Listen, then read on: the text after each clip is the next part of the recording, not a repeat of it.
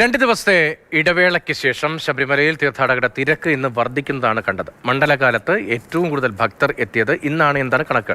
1,17,369 പേർ ദർശനം നടത്തി മടങ്ങി എന്നാണ് ദേവസ്വം ബോർഡിന്റെ കണക്കുള്ളത്. ഇന്ന് സ്പോട്ട് ബുക്കിംഗ് 5000-ആയി നിജപ്പെടുത്തുകയും ചെയ്തു. തിരക്ക് നിയന്ത്രിക്കാനുള്ള നിർദ്ദേശങ്ങളും നടപടികളും ഇന്ന് ചേർന്ന ദേവസ്വം ബോർഡ് യോഗത്തിൽ ചർച്ചയായി. സന്നിധാനത്ത് ഇന്നും വലിയ തിരക്ക് അനുഭവപ്പെടുന്നുണ്ട്. മരക്കൂട്ടം മുതൽ സന്നിധാനം വരെ വലിയ ക്യൂ നീളുന്നുണ്ട് എന്നുള്ളതാണ് ഭക്തരുടെ പ്രതികരണത്തിൽ നിന്ന് നമുക്ക് മനസ്സിലാക്കാൻ കഴിയുന്നത്. പക്ഷേ തിരക്ക് നിയന്ത്രണ വിധേയമാണ് എന്നുള്ളതാണ് ഉദ്യോഗസ്ഥ തലത്തിൽ നിന്ന് നമുക്ക് ലഭിക്കുന്ന വിവരം. കൃത്യമായ സംവിധാനങ്ങളോട് കൂടി തന്നെയാണ് തിരക്ക് നിയന്ത്രിക്കുന്നത്.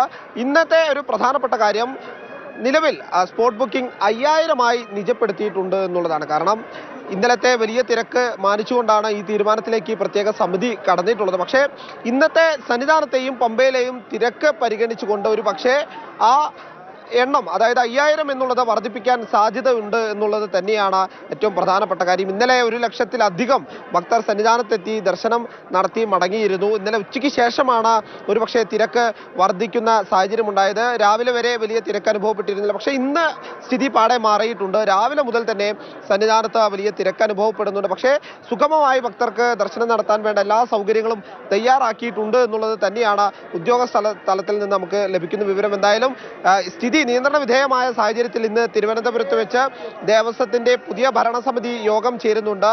അതിൽ കൃത്യമായി സുരക്ഷാ സംവിധാനങ്ങളുടെ ഉൾപ്പെടെ കാര്യങ്ങൾ ചർച്ചയാകും. ഭക്തരുടെ അടിസ്ഥാന സൗകര്യങ്ങളുമായി ബന്ധപ്പെട്ട കാര്യങ്ങളും ആ യോഗത്തിൽ ചർച്ചയാകും എന്നുള്ളതാണ് അറിയിച്ചിട്ടുള്ളത്. എന്തായാലും ഭക്തരെ സംബന്ധിച്ച് സുഗമമായ ദർശനം ലഭ്യമാക്കണം എന്ന് തന്നെയാണ് ആവശ്യപ്പെടുന്നത്. എന്തായാലും ഇടവിട്ട് മഴ പെയ്യുന്നുണ്ടെങ്കിലും മഴ ഭക്തരുടെ സന്ദർശനത്തെ അല്ലെങ്കിൽ ദർശനത്തെ ബാധിക്കുന്നില്ല എന്നുള്ള കാര്യം കൂടി ഭക്തർ വ്യക്തമാക്കുന്നുണ്ട്.